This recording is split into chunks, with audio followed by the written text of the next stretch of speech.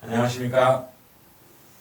2020년 천안시장 보궐선거 정책기한 시민연대에서 주관하는 후보자의 인터뷰 그 두 번째 시간이 되었습니다. 오늘은 더불어민주당의 한태선 후보와 함께 시민들이 진정한 천안 발전을 위한 정책들, 그 정책들에 대한 후보자의 의견을 듣고자 이 자리에 마련했습니다. 바쁘신 중에 나와주셔서 감사합니다. 네, 더불어민주당 천안시장 후보 한태선입니다. 반갑습니다.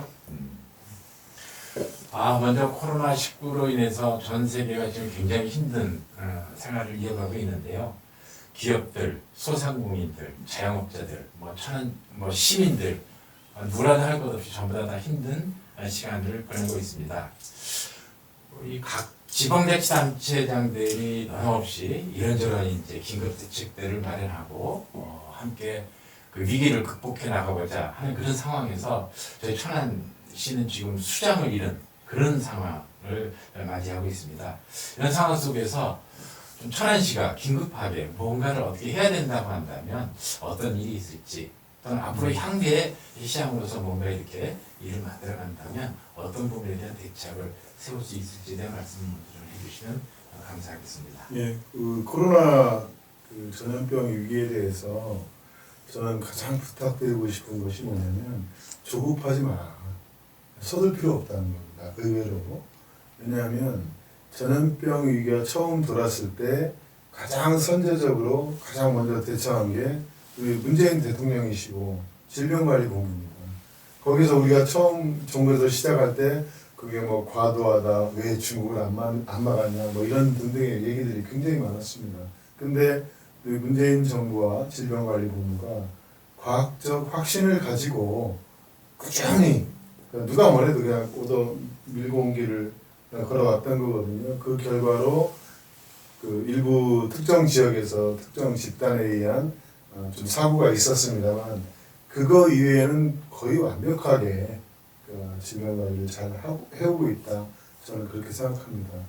그 와중에 우리 이제 특히 천안에서 이런 아주 정말 세계적인 전염병을 우리가 대처하는데 가장 중요한 것이 배려와 협력입니다. 이해하고요. 본인 이해만 생각하면 자꾸 서둘게가 되거든요. 근데 우리 천안에서도 처음에 우한 교민들 우리가 격리 수용한다고 했을 때 일부 정치인들이 나서서 천안은 절대로 안 된다 이런 식의 발언들, 아주 조급하고 경솔했던 발언들이 다시 한번 생각나는데 이제는 그런 태도를 좀 버리고 좀 더 합리적이고 침착하고 여유 있는 그런 태도가 꼭 필요하다. 그렇습니다. 아울러 이제 질병의 위기가 규모가 워낙 크고 아주 파괴적이다 보니까 이게 경제 위기로까지 전염이 되고 있는 거거든요. 그래서 지금 대한민국 정부가 그 전염병 위기가 경제 위기로 전염되는 것을 차단하기 위해서 또 선제적 조치를 하는 겁니다. 그래서 대통령께서 하위 70%에 대해서 100만 원씩 지원을 하고 양승조 지사께서는 자영업자, 택시, 버스 기사님들, 보험 모집인 등 비정규직을 중심으로 거의 천안시민 약 5만 명한테 100만 원씩 지급을 하는 걸로 하고 있습니다.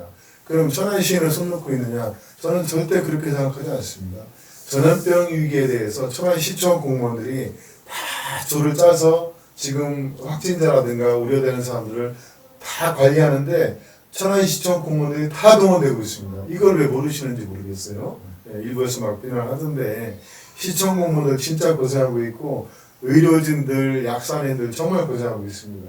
그래서 지금 우리 천안시도 일부 무슨 사고가 좀 있었습니다만은 그건 이런 거대한 사건 사고를 해결하는 데 있어서 충분히 아르슨 일이라고 생각합니다. 우리 천안시가 이미 저는 잘하고 있고 다만 제가 천안시장이었다면은 지금 진행하는 것보다는 좀 더 신속하게 경제 위기 대책들을 몇 가지는 좀 더 할 수 있었다. 근데 그거는 어차피 지금 정부나 도에서 대규모로 체계적으로 하고 있기 때문에 큰 차이는 없으리라 이렇게 생각이 듭니다. 지금도 이번에 경제위기 대책에서도 누구는 재난 기본소득으로 하자, 누구는 또 차등 지원하자 이런 논란이 우리 한국 사회에 아직도 있습니다. 참 저는 정말 답답합니다. 이거를 미국에서 자본주의 첨단 국가라는 트럼프 대통령이 2조 달러를 쓴다고 했을 때는 왜 거기 가서는 트럼프 빨갱이라 소리 안 하는지 모르겠습니다. 그래서 우리도 어젠가요 이해찬 당대표께서 말씀을 하셨어요. 100만 원 가구당 100만 원 지원하는 것을 전 가구한테 다 하자. 전 그게 맞다고 생각합니다. 그래서 전 가구가 다 지원을 하고 그러면 나는 뭐 재산도 있고 소득도 줄지 않고 그래 나는 필요 없어. 그러면 그분들은 기부를 하시면 돼요. 네. 그래서 그 기부금 부자들은 다 기부금 하시면은 제가 이제 이런 말씀을 많이 들어요. 우리 천안 시민들 보통 시민들인데도 중앙시장에 계신 분이 그런 말씀하시더라고. 제가 이번에 저 100만 원 나오지 않습니까 했더니 아유 그거 야 내가 그걸 왜 받아 나보다 더 어려운 사람들이 얼마나 많은데 야 그거 다 나오면 나 기부할래 이러시더라고요. 그래서 저도 또 배웠습니다. 혹시 저한테도 100만 원 저한테 주시면은 우리 집사람한테 말 안 하고 저도 100만 원 기부하겠습니다. 예. 저는 우리 국민들이 이렇게 옛날에 근무하게 한 것처럼 그 이상으로 우리 돈을 이렇게 지원받으면은 남들 우리 먼저 생각하는 그런 마음들이 있으시잖아요. 예. 대한민국 국민들이. 저는 그래서 다시 한번 이 위기 극복, 이 코로나 전염병 위기가 극복되고 또 경제 위기도 우리 대한민국 국민들이 서로 이해하고 협력하고 한다면 충분히 극복을 해야 생각합니다. 예. 네. 수장은 없지만 우리 공무원들이 굉장히 열심히 아주 조직적으로 잘 해나가면서 이 위기를 극복해 가고 있고 공무원들과 함께 우리 천안의 시민들이 서로 자발적으로 그렇게 함께 서로 협력하면서 이 위기를 극복해 가고 있다 하는 그런 말씀을 해 주셨습니다. 우리가 위기를 너무 지나치게 이렇게 조급한 마음으로 하다 보면 서로가 서로에게 부담이 될 수도 있고 또 위기가 더 커질 수도 있기 때문에 서로가 신뢰하면서 이 문제를 해결해 나가자라고 하는 그런 말씀도 해주셨습니다. 우리 천안 시민사회단체가 이제 여러 공약들이 있지만 가장 중요한 것 중에 하나는 시와 이렇게 함께 협력으로 다가올 재난이라든지 커다란 문제에 봉착했을 때 시와 시민사회단체가 어떻게 협력하면서 이 문제를 풀어갈까, 이 협력관계를 어떻게 만들어갈까 하는 것이 대표적 공약이었어요. 그래서 그것을 조례로 만들면 어떻겠는가라고 하는 그런 제안을 내드렸습니다. 그때 이제 한두성 후보님께서는 부분 수용으로 이렇게 하셔서 어떤 부분이 좀 이렇게 좀 뭐랄까 찬성을 하고 어떤 부분은 조금 고려를 해야 되는지 그 부분에 좀 구체적으로 말씀해 주시면 좋겠습니다. 저는 그 한국 사회가 발전을 하고 있는데 특히 민주주의가 우리 국민들의 민주주의와 정치의 민주주의가 대단한 수준으로 발전하고 있다. 저는 이렇게 생각합니다. 아울러서 우리 시민사회가 이 발전하는 민주주의를 과연 우리 시민사회는 따라가고 있는가? 시민사회 자체가 그 고민을 한번 하셔야 될 때다. 저는 이렇게 생각합니다. 정치가 옛날 독재 정권 시절에는 정치가 시민들을 반영하지 못했습니다. 그래서 우리가 정치권에서도 투쟁하고 정치권에서 투쟁하느라 못 챙기는 것들을 시민사회가 챙긴 이런 측면들이 분명히 있습니다. 그런데 지금은 저희 민주당이나 정의당이나 기존의 제도권 정당들이 시민사회를 반영한 시민들의 요구를 반영하는 것이 과거에 비해서는 대단히 성장해 있다. 저는 이렇게 생각합니다. 그 역설적으로 시민단체, 시민사회의 위기가 오지 않았나. 저는 이런 것들을 분명히 좀 생각하셔야 된다고 생각하고 서울에도 보면은 경실련이나 참여연대 이런 큰 시민단체들이 박원순 시장님 이제 거기 출신이긴 합니다만은 그런 큰 시민단체들의 방향성과 위상을 어떻게 설정할지를 고민하고 있는 것으로 알고 있습니다. 그래서 저는 조례 제정을 한다면 우리 천안시와 천안시의 시민단체들이 역할에 대해서 서로 소통하면서 공의를 좀 하고 그 합의된 선에서 그 토대하에서 조례 제정이 필요하다. 저는 이렇게 생각합니다. 네. 대체로 이제 각 지방자치단체의 시민활동을 열심히 활약했던 분들이 그 자치단체장이 되면서 그렇죠. 또 함께 협력했던 그 멤버들이 같이 이제 제도권으로 제도권으로 들어가는 그런 상황에서 시민사회단체와 또 공적 인형의 자치단체가 사실은 굉장히 협업 관계가 지금 이루어지고 있는 것이죠. 그런 부분에서 볼 때 뭐 후보자들이 그런 협력 관계가 이제 공약에서뿐만이 아니라 실제적으로 뭐 새로운 시장이 누가 될지는 모르겠으나 그렇게 된다고 한다면 이것이 공약에 그치지 않고 바로바로 이어질 수 있도록 하는 것을 시스템으로 안정화시키자고 하는 것이 조례 제정이기 때문에 그것을 이제 부탁드려서 말씀을 드린 거고요. 저는 그래서 네. 시민단체 영역이 분명히 있을 수 있어요. 네. 그러나 정당이 그 시민사회나 시민들을 떠나서 따로 존재하는 게 아니거든요. 그렇죠. 그래서 저는 그 박원순 시장도 마찬가지고 정당에 좀 더 적극 참여하셔야 된다고 생각합니다. 시의원, 도의원, 시장, 국회의원 뽑을 때 시민단체에서 정당을 따로 만들든가 아니면 기존 정당에 참여하든가 해서 오히려 와서 정당 개혁에 더 같이 참여해 주시고 이런 방법도 저는 적극적으로 고민할 때다 생각합니다. 정당에 참여할 수도 있고 또 바깥에서 또 해야 될 역할도 그렇습니다. 있고 예 그렇죠.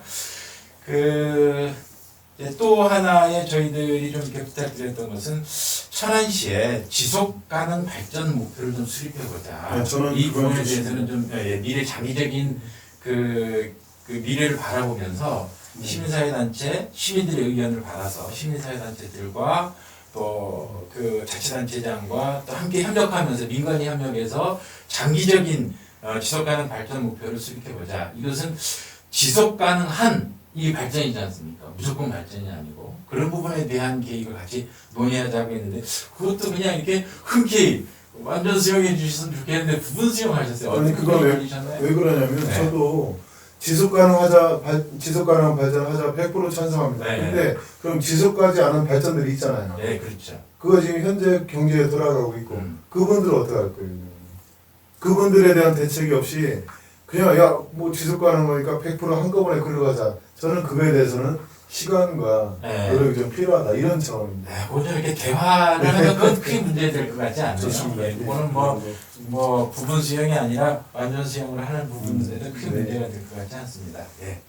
다음은 저희 이제 제가 속해 있는 민주시민교육 또 주민자치에 관한 정책들에 대한 이야기인데요.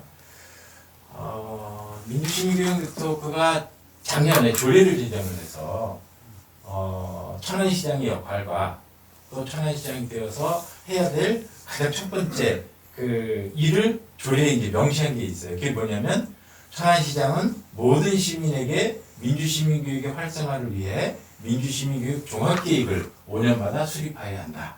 라고 하는 거 하나. 그것을 수립하기 위해서 민주시민교육 자문위원회를 두어야 된다. 이것이 이제 조례에 명시되어 있는 거예요.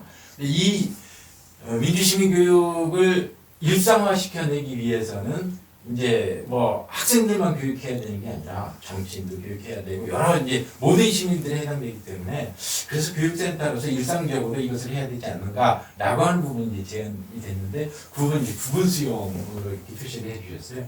그 말씀을 예, 저는 민주시민 교육이라는 것이 정확하게 어떤 건지 솔직히 개념이 잘 없어요. 네, 무슨 과목을 만들어서 그걸 학교 강의에서 강의를 해야 되는 건지. 그건 일부분. 예, 네. 그래서 저는 가장 본질적인 민주시민 교육은 정치 활동이다, 정당 활동이다. 저는 이렇게 생각합니다.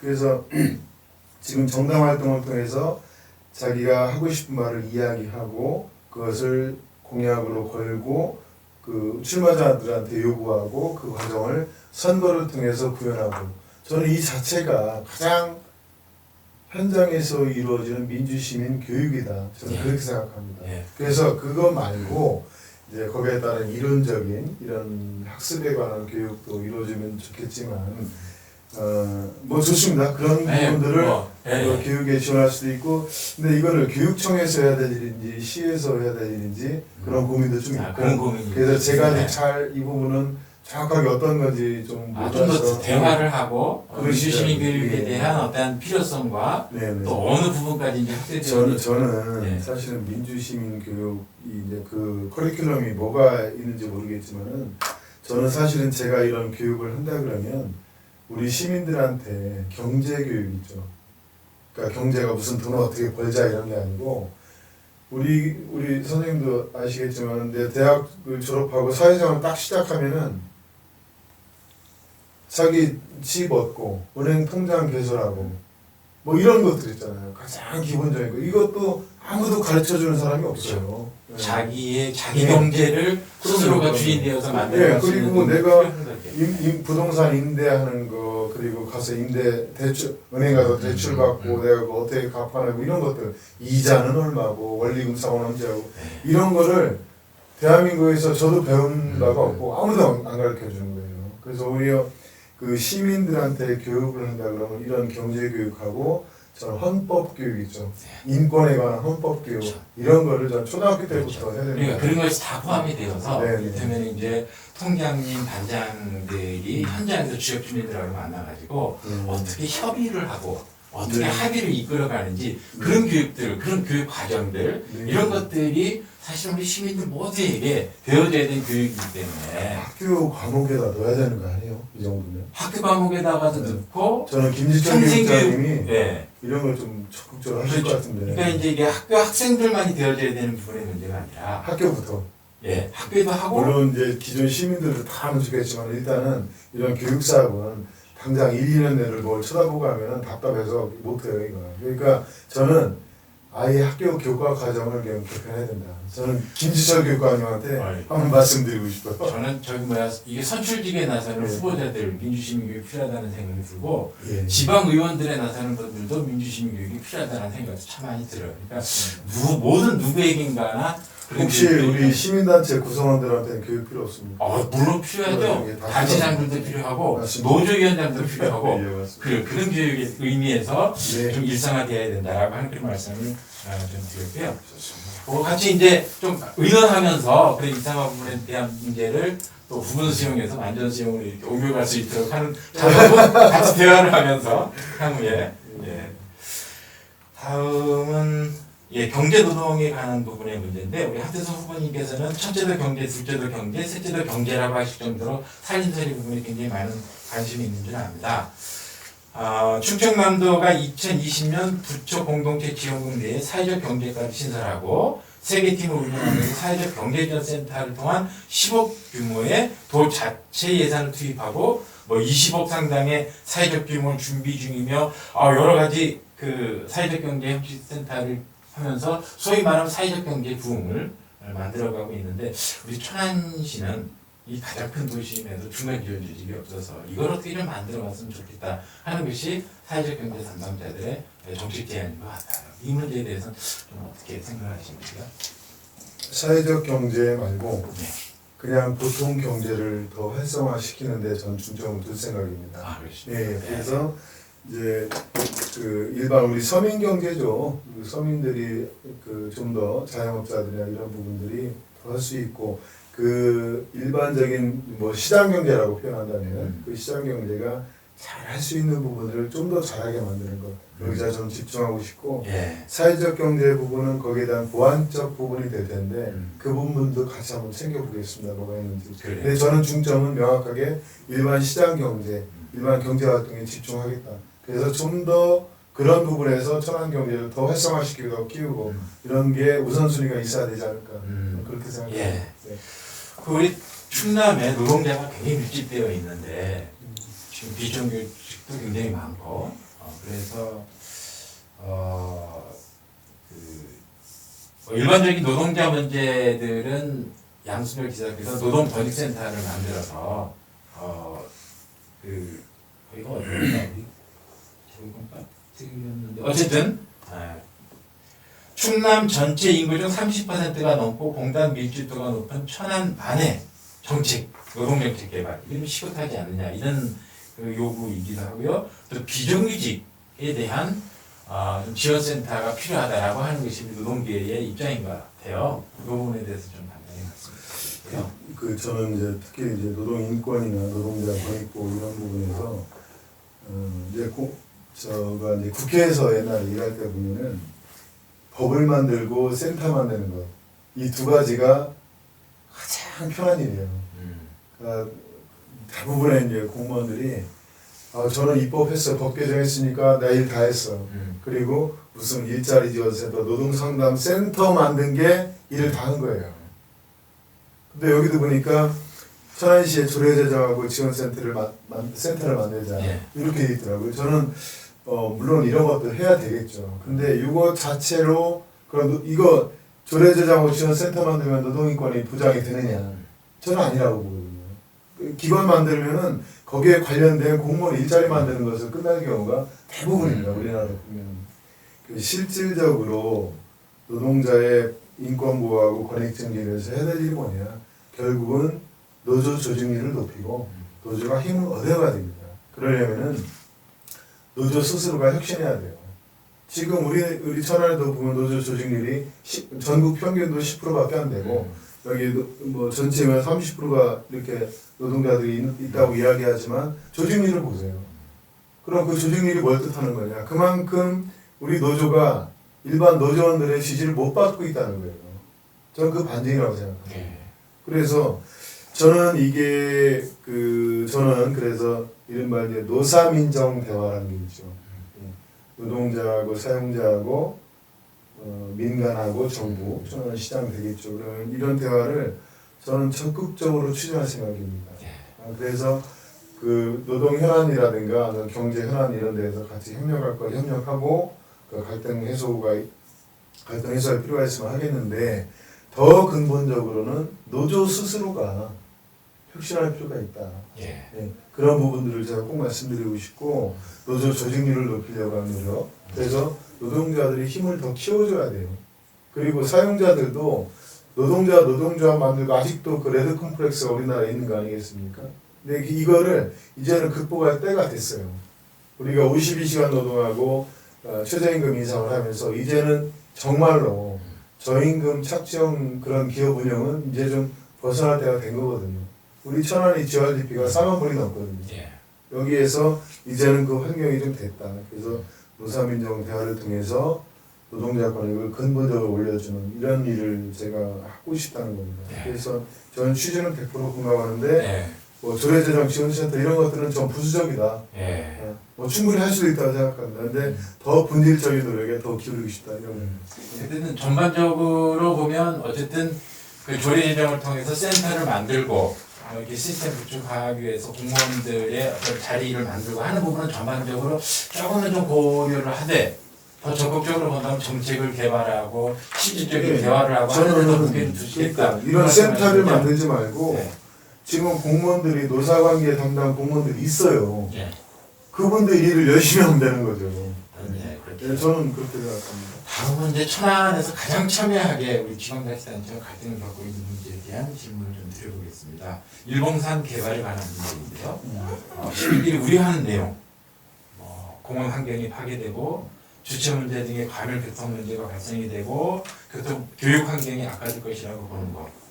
또 아파트 개발 예정지 내에 우리 충남의 지정문화재로 등록이 된 홍양효.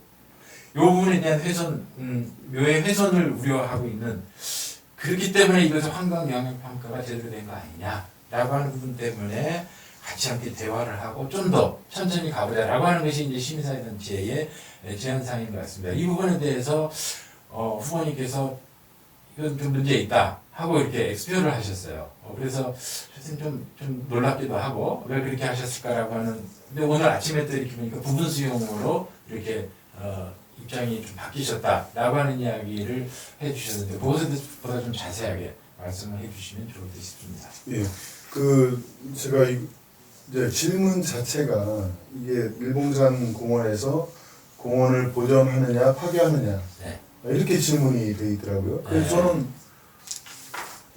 저는 보존인데 그 일부 뭐 시민 활동하시는 분이나 야당 쪽에서는 뭐 한테서는 대답을 안 했다. 공원을 완전히 파괴하는 사람 이런 식으로 호도를 하더라고요. 그래서 저는 그거는 절대 동의할 수 없습니다. 그 주장에 대해서는.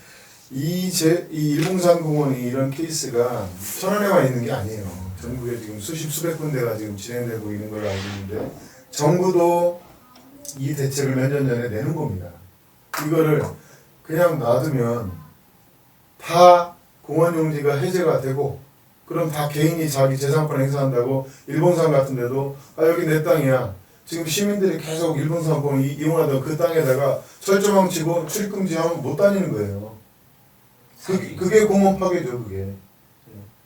그러면은 저는 그 반대하시는 분이나 특히 야당 후보님께서는 뭐 이게 사실상 사업을 중단하고 재검토하겠다 그러시는데 그러면은 이것도 그냥 매년 5년 10년 늘릴 수 있는 게 아니고 20년 시한이 내년이잖아요. 6월 30일까지 결정을 해야 되는 거예요. 6월 30일 지나면 그 지주들이 이거 내 땅에 하고 철조망처럼 그 다니지만 하면 못 다니는 겁니다. 일이. 사유지니까. 사유지니까 그거 어떡할 거예요, 그럼. 그래서 정부가 대책을 내는 게 그런 그 땅을 그 전체적으로 다 개발하는 건 어려우니까 다 개발해 버리면은 공원도 없어지고 그러니까 그리고 돈도 많이 들고 그래서 어떻게 했느냐 전체 면적 중에 원래는 자연녹지니까 20%만 개발하는 거를 10%를 면적을 더 허용을 해준 거예요. 그래서 사업성을 좀 높여준 거죠. 그래서 결론적으로 보면은 전체 면적의 30%를 개발하고 거기에 따른 개발 이익을 가지고 나머지 70%를 잘 정리된 공원으로 진짜 공원으로 개발을 해라. 이렇게 대안을 준 겁니다. 그러면은 아파트 개발을 하고 싶은 사람들은 원래는 그 땅을 다 매입해서 자기 아파트만 개발하면 되는 건데 부담이 더 커진 거죠. 공원까지 다 사업을 해야 되니까. 그것까지 사업 비용에 넣어서 분양가를 인상하는 거에서 그 돈 가지고 아파트 사업을 하고 이제 공원까지 개발하겠다. 이렇게 이야기를 하는 겁니다. 네. 그럼 그동안 이걸 가지고 천안시가 계속 인허가 과정 절차를 통해서 환경영향평가나 문화재 지표전환 이런 걸 쭉 했겠죠. 그런데 지금 반대하시는 분들은 야 그거 다 엉터리다. 뭐 밀실에서 뭐 전 시장이 퇴임하기 며칠 전에 뭐 이렇게 한 거 아니냐 이런 의혹 제기를 뭐 저는 할 수도 있다고 생각해요. 뭐 야당이시고 그러니까. 근데 지금 엊그제 감사원 감사 청구를 통해서 감사원이 감사도 했어요. 감사 결과 이상이 없대. 적법하다는 거예요. 그러면 이런 공원을 103공원을 완전히 없애는 게 아니고 그 중에 일부를 개발해서 그걸 가지고 나머지 70%를 유지하고 거기에다 시설 좋게 만들어서 주민들이 더 이용 잘할 수 있는 공원을 만들어 주겠다는데 저는 현재 판단하기에는 그게 더 합리적이라고 생각합니다. 그냥 난개발을 두는 것보다는 그게 낫다. 물론 우리 천안에 돈이 많아서 그거를 공원 용지로 현재 있는 걸 다 사서 현재 상태로 그냥 잘 유지하거나 전체를 공원을 하면 좋겠죠. 근데 그게 돈이 얼마입니까 이게? 아마 천안 시장이 그 특정 지역에 그 정도 면적을 공원하는데 한 6, 700억 돈 쓴다 그러면은 아마 그거에 대한 반대가 좀 훨씬 클 것 같습니다. 그래서 천안 전체로 본다면은 국토부가 중앙정부가 제시한 그 방안에 따라서 법적 절차를 맞춰서 진행하고 있다면은 그거를 수용할 필요도 있지 않나. 이런 거. 근데 현재까지는 제가 아직 시장이 아니기 때문에 상세한 내막은 제가 정확하게 모르는 거죠. 제가 시장이 되면 며칠 상관이 있겠지만 그런 부분들을 아주 면밀하게 살펴서 결정하도록 하겠습니다. 그래요. 시민사회단체들이 지금 주장하고 있는 것 또는 문제다라고 하는 어떤 절차적인 문제들 이런 것들에 대해서 시장이 되신다고 한다면 충분히 듣고 그 부분에 대해서 근데 이제 그런 부분들이 그럼 그동안의 공무원들이 그런 얘기를 안 듣고 완전히 무시하고 독단적으로 한 거냐. 만약 그랬다면 감사원 감사 결과 저렇게 나올 수가 없거든요. 그 절차를 법적 절차 다 거쳤다는 거 아닙니까? 근데 물론 시민단체 주장은 좀 달라요. 네. 그 한번 좀 참고해보시죠. 뭐 어쨌든 충남도에서도 문화재 저는 그래서 지금 이거를 이제 선거를 바로 앞두고지만은 이렇게 그동안 그 지역 주민들이 갈등을 겪어가면서 이렇게 진행해온 거를 이제 결론을 지어야 될 시점이 며칠 남지 않은 상태에서 이걸 완전히 뭐 재검토하겠다, 밀실해서 이렇게 말하는 게 저는 오히려 그게 선동인 것 같습니다. 부안의 동이고요. 그래요. 다음 이제 약자들에 관한 문제 빠르게 좀 한번 넘어가 보도록 할까요? 어린이 등하굣길 문제인데요. 이 부분의 문제는 사실은 좀 그 통학로 보행 환경 실태 조사하고 실태 조사한 것을 통해서 보행 환경 개선하자라고 하는 이야기인데 이건 뭐 그냥 하면 될 것 같은데 이것도 부분 수용으로 되어 있어서 지나치게 일정을 하신 거 아닌가 싶은 거예요. 요거 있는 그대로예요. 세상에 이거를 그러니까 완전 수용하겠다 그러면 이제 다 모든 일이 다 예산이 수반되는 거잖아요. 네. 그래서 이거를 전체 수용할 수 있는 게 사실은 세상에 별로 없어요. 아까 말한 대로 무슨 조례 제정했다 그런 거라도 이거는 또 엄청난 예산이 들어가고 지금도 민식이법 통과돼서 CCTV 다 설치하려 그걸 해야 된단 말이죠. 필요성 저도 100% 인정합니다. 그런데 이런 것도 그러면은 전체 우리 어린이 보호구역이 천안에 200군데라는 거예요. 그 200군데를 다 조사해서 다 넣게야 이거 완전 수용이 되는 건데 어차피 일부밖에 못할 테고 그래서 저희 시장님 입장에서는 후보자 입장에서 이걸 부분 수용이라고 할 수가 없는 거예요. 취지는 네. 100% 저도 공감합니다. 그래서 조사를 해서 저기 뭐 교육청이랑 같이 조사를 해야 되겠죠. 그래서 우선순위 얘기하고 그렇죠. 급한 데부터 차곡차곡 해나가시죠. 아마 우리 시민사회단체도 한꺼번에 다 하자 그런 이야기 아마 아닐 겁니다. 이게 부분 수용. 가장 급한 것은 급한 대로 예. 먼저 나가고 그 다음에 단계적으로 이렇게 하자고 하는 것이 뭐 이런 어린이 부분의 문제도 그렇고 장애 부분의 문제도 그렇고 뭐 여성 관련 부분의 문제도 그렇게 진행이 되고 있는 것 같아요. 예, 예. 그러니까 전체적으로 이제 모든 부분에서 이렇게 부분 수용을 이렇게 표시를 해주셨는데 사실은 좀 더 시민사회단체들하고 이야기해 보면 우선적인 것들 먼저 하고 그 다음에 단계적으로 해 나가자라고 하는 것도 시민사회단체의 공약 속 요 내용 속에 들어가 있어요. 저는 그게 부분 수용이라고 인식하고 그렇게 그런 표시를 거죠. 드린 거예요. 그러니까 대화가 좀 더 필요한 것 같아요. 그 얘기만 된다고 한다면 네. 시민사회단체들이 주장은 전혀 뭐 다른 네. 일이 아니라고 생각을 합니다. 감사합니다. 예. 근데 질문 자체가 저희들은 또 실제 행정을 담당을 해야 되고 네. 엄밀하게 봐야 되니까 완전 수용 그러면 감당이 안 되는 거예요. 근데 이게 정책 내용을 꼼꼼히 보셨으면 이게 정말 단계적으로 하는 부분들이 있었어요. 정책 내용을 꼼꼼히 요거를. 살펴보면 완전 수용이라고 대답하기 어렵게 질문을 해주셨어요. 그러네요.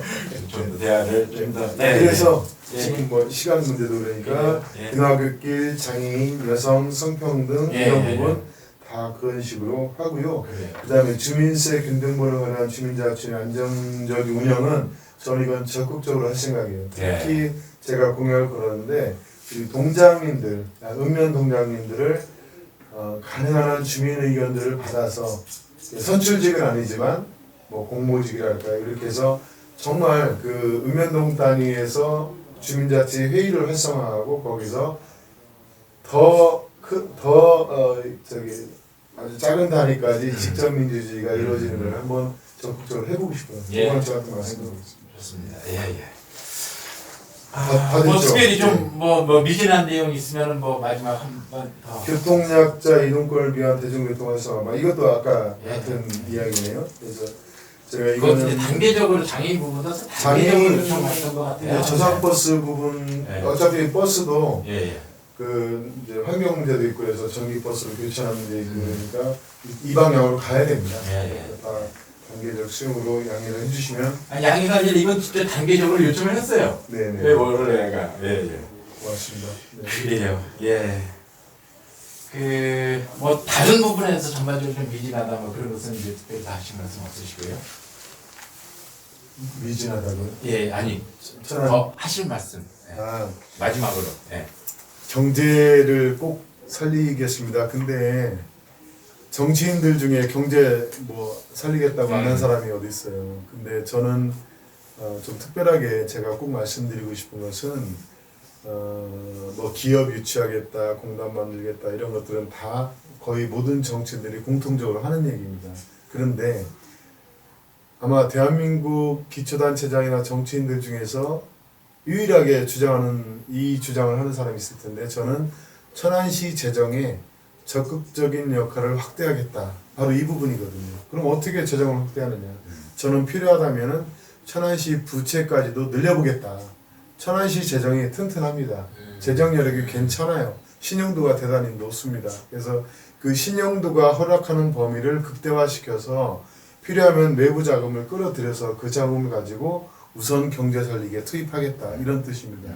그래서 그 투입이 잘 돼서 경제가 더 활성화되고 공단도 늘리고 기업도 유치할 수 있다면은 윈윈이 되는 거예요. 선순환이 되는 겁니다. 거기서 세금 더 많이 거둘 수 있고 그 세금으로 원리금 상환도 더 할 수 있고 또 그 신용도가 높아지면 더 많이 돈을 끌어올 수 있고 우리 천안 경제가 그렇게 몇 턴만 돌아갈 수 있다면 정말 전국에서 최고 1등 천안 되는 게 그냥 허상만은 아니다. 구체화시켜 드릴 수 있다. 제가 이 말씀 꼭 드리겠습니다. 고맙습니다. 지금까지 2020년 천안시장 보궐선거 정책제안 심의연대였습니다. 감사합니다.